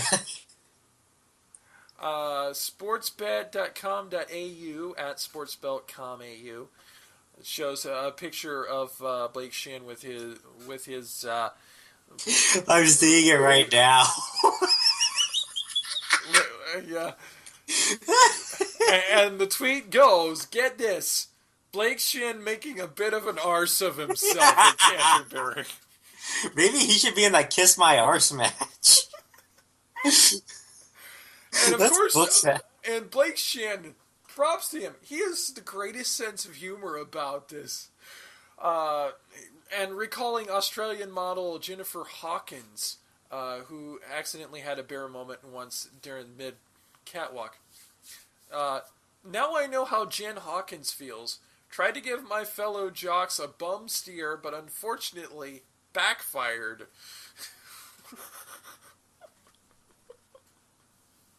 Oh, God. I love it when people have good senses of humor about themselves. So I think this guy may get a follow from me on Twitter just because of this. In fact, you know what? Yes, I'm following him on Twitter right now. If Blake Shin, if by some miracle you are listening to this, I am following you on Twitter right now simply because you have such a great sense of humor about yourself about this. Props to you, mate. Props to you. Well. Moving along. Apparently, we have a huge problem in China of something helpfully referred to as funeral strippers. Oh, God. Through the Associated Press from Beijing, Chinese officials are launching a campaign to crack down on stripteases and other lewd shows that have become popular at funerals in some rural areas, according to the Chinese Ministry of Culture. China, what are you doing? This is Japan's job.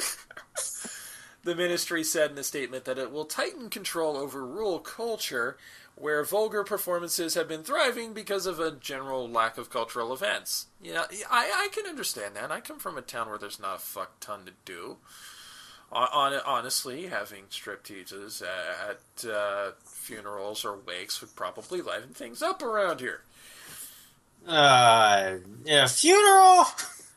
And unless you think this is some kind of rural tradition, some ancient tradition that has kept happened to the day, apparently this is a relatively new phenomenon. Many rural people believe that large attendance at funerals is a sign of honor for the deceased, so the shows are used to attract more people and display the family's prosperity. I'm not going to read this entire story. I will let you read this yourself. I will say this. I would much prefer have a striptease at my funeral than a fire and brimstone sermon.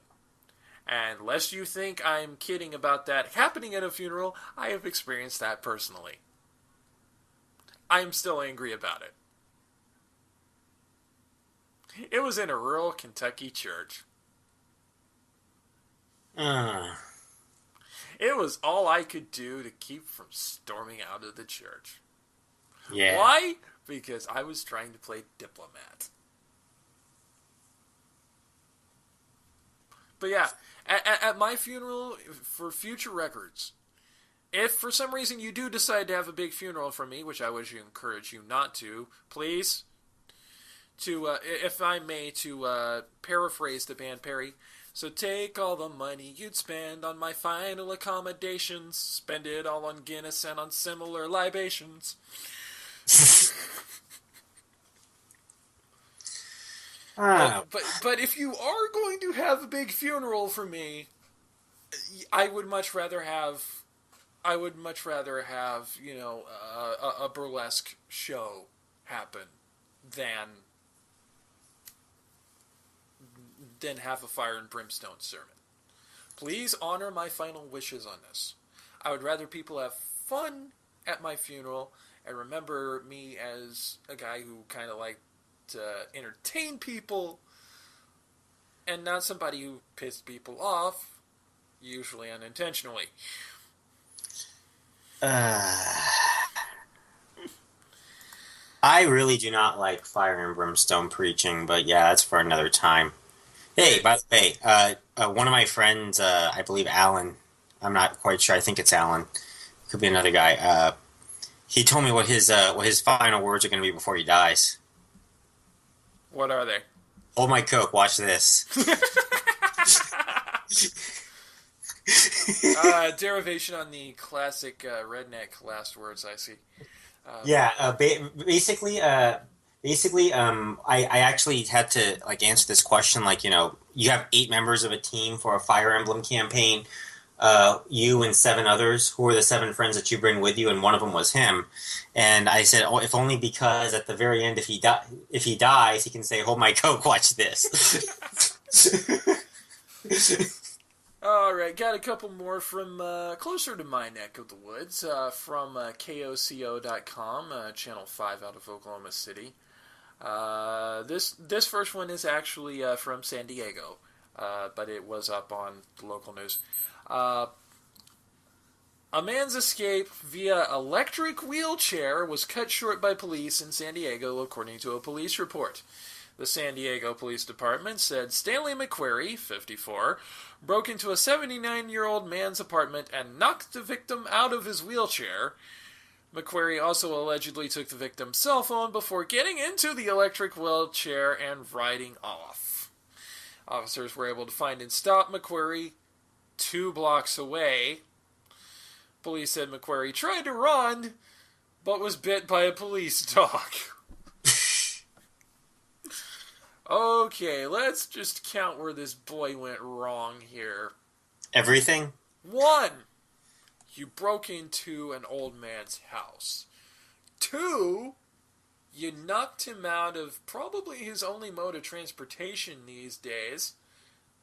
3, you then stole said mode of transportation, which if you've ever been in an electric wheelchair or even one of those riding carts in your local department store, they're not that fast. I mean, I could probably walk faster than them. I walk fast, but that's still kind of sad. Yeah. And last but not least, after they caught you a mere 2 blocks away, because again, dog shit slow, no pun intended, you then still tried to run and got bit somewhere, probably somewhere unpleasant, by a police dog because you tried to run. You are now a felon. Congratulations.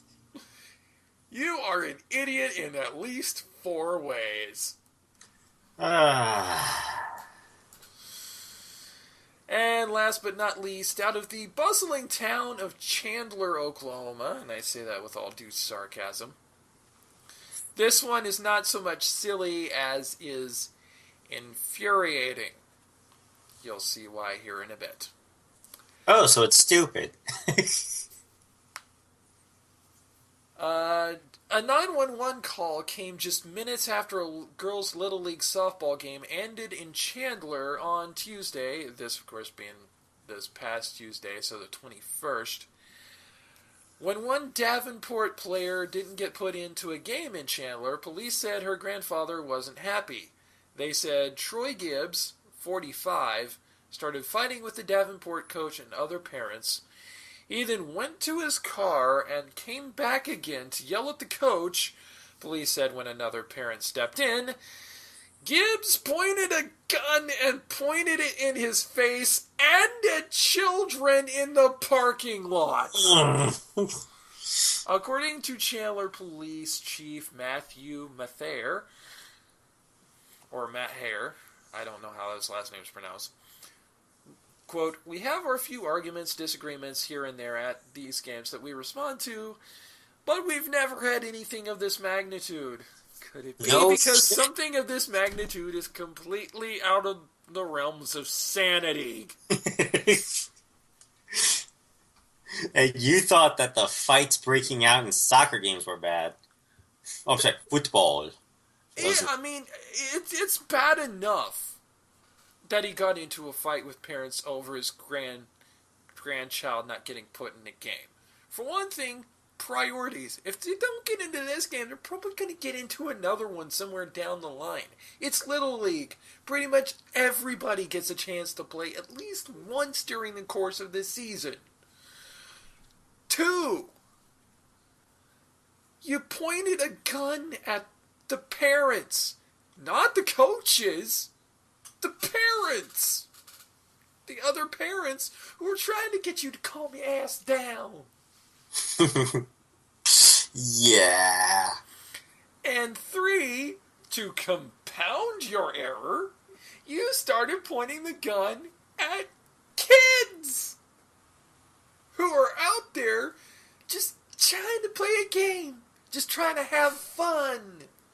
You remember that old George Carlin routine about the difference between football and baseball. And baseball is just supposed to be light and airy and fun, not getting a gun pointed at you because a guy's grandkid didn't get in the game. Yeah. Silly Jeremy. Fun is for weak people. And I feel sad that this happened in Oklahoma. I don't feel surprised that this happened in Oklahoma because, let's face it, red state. But Oh. hashtag shots fired.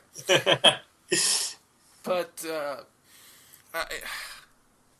I am extremely disappointed because, god damn, man, priorities. And to make it even worse, the president of the Chandler Softball Association, Carrie Halsey, mentioned that Davenport and Chandler have always had a little thing about rivals, but our girls after the game did the walkthrough, clapped their hands, good game. I think the next morning is when it really hit that, the things that could have happened. And she goes on to say, this is not behavior that's acceptable to any of us, Davenport or Chandler or any of the softball leagues in Lincoln County. This is far, far away from what we teach our girls. So, I reiterate, these girls having fun, playing Little League games against their friendly rivals from Davenport. They have been taught by their coaches, by the people over them, to just have fun, be good sports, and do your best, and don't take this too seriously. And they have to witness... Yeah. They have to miss one of their friends' grandfathers. They have to witness one of their friends' grandfathers take a gun out, point it at their parents, and then at them. That is not something... that's not something anyone should have to experience, but it's definitely not something a kid should have to experience. Get off the pitcher's mound! Get off the damn pitcher's mound! Oh, God. I need to detox from this. Bring me this stupid, David. Alrighty. Barring the umpire getting shot by that police cop, let's see here. Poor guys there. That was just wrong. Yeah, no one got shot. It's just the gun got pulled. Yeah. Alright, so this first tweet comes from a while back. If Barack Obama is our president, why is he getting involved with Russia? Scary. Okay, O'Barner? Barraco, Barraco, Barner, Barner. And I'm sorry, I know I was going to have YouTube boards up this week with the video and stuff, but that's going to have to be pushed for a couple weeks down the road while we get things set up. So it's going to have to go with my spelling for the next couple weeks. All right. Barraco Barner. Yes. As for if he is the president, why is he getting involved with Russia? Because that's kind of what the leader of a country does. Fuck you. Hashtag foreign affairs. Next one. Hashtag fuck you, dumbass. Well, here's another one. Okay, so this young woman is showing off a T-shirt in her picture that says Bonjour. Pretty cool, right? And I think it's got like little racing flags on it. Looks pretty nice. I think it's a track or something. It could be a drink. I'm not sure. It's very hard to see from the pictures out here. I'm just describing the shirt because the little punchline here on the Twitter. My shirt says "What's up" in Arabic. What? Yep.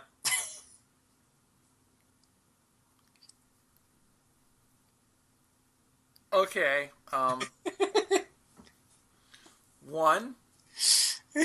No.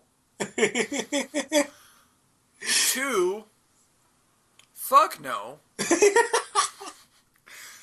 And three.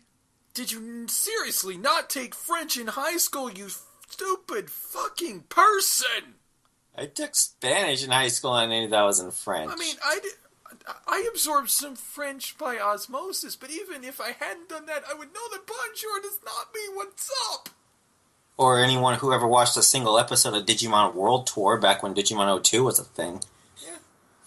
I mean, can you imagine Run the Truth Killings going into a WWE live show in France going, bonjour, bonjour, bonjour, bonjour. No, you can't, because that's not how it works. Alrighty, so this next one has a picture of a bunch of baby carrots being surrounded by 4 larger carrots in a plate. And there's a dog to the right side of it.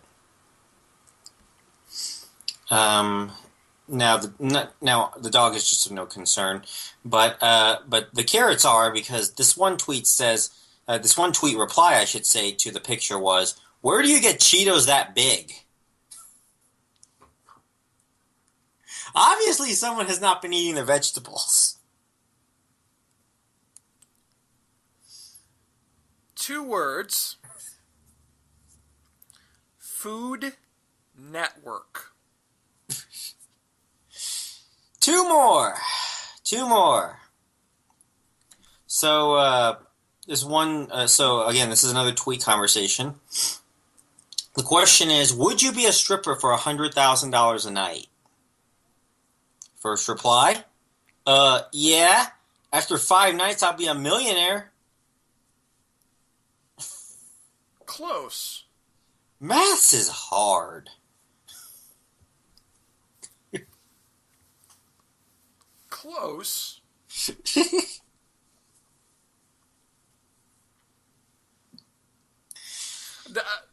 Okay. There's 5 nights at Freddy's 4. Only instead of taking place in a pizza place or anything like that, now it's taking place in a strip club with animatronic bartenders.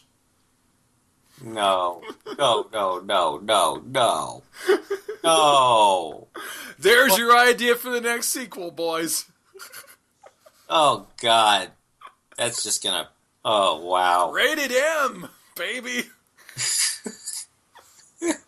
Hashtag boobs, not blood.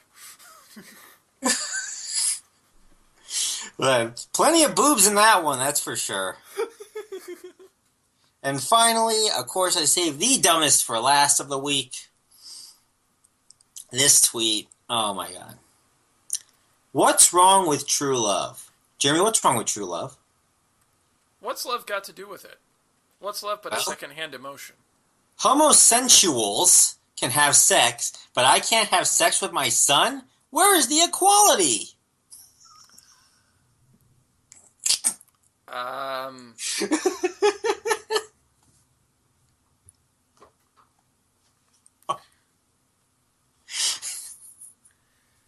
You know, some people who are against same-sex relationships and same-sex marriage like to use this analogy where they say, you know, if you let people fuck the same sex, you know, sooner or later they'll be fucking like goats or something, you know. I think I know where they get this analogy from. Idiots like that. Yeah, that's it for dumb tweets. I mean, it's a fallacy nonetheless, but even so, I now finally realize where they get it. Yeah. And before we go off the air, Jeremy, congratulations. Yes, this is now the longest running, regularly done thing that I have ever worked on in my entire life. It is the second longest for me now. Small victories. Yeah, for me to get to the longest thing I've ever done, we will have to get to, I did the calculations, episode 75. So we got a ways to go. Freddy Fazbear's Funhouse.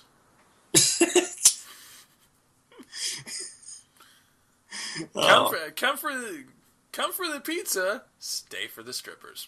Oh, man. Oh, fuck.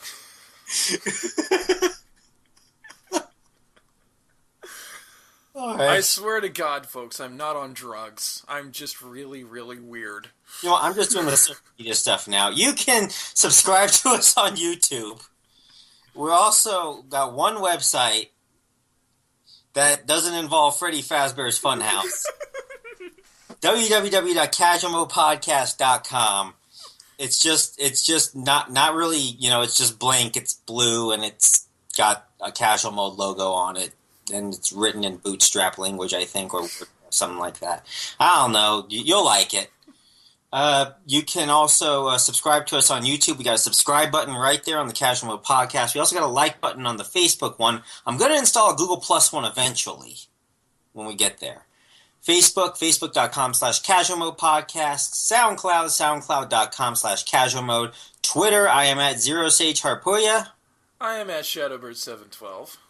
You can also catch us on iTunes. I am not going to list out that URL. And, of course, on the FNX network at fnx.network. Like I said, folks, I swear to God, I'm not on drugs. I'm just crazy as shit. It's late out here, everyone. Very, very late.